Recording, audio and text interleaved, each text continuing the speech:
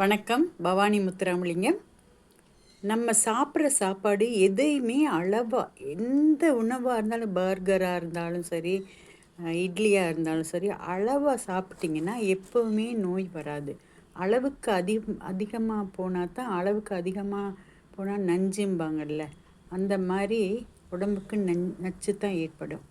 அதாவது இனிப்பு சாப்பிட்டிங்கன்னா உடலில் தசையை அதிகமாக வளர்க்கும். கசப்பு வேண்டாத கிருமிகளை அழிக்கும் சக்தியை தரும். புளிப்பு இரத்த குழாயில் உள்ள அதிக அழுக்கை நீக்கும். உரைப்பு உடல் உழைத்ததை உடல் உஷ்ணத்தை கூட்டும், உணர்ச்சிகளையும் கூட்டும் உரைப்பு. உவர்ப்பு சக்தியை அதிகரிக்கும். துவர்ப்பு உடலில் காயம் ஏற்படும் போது இரத்தத்தை உறையச் செய்யும்.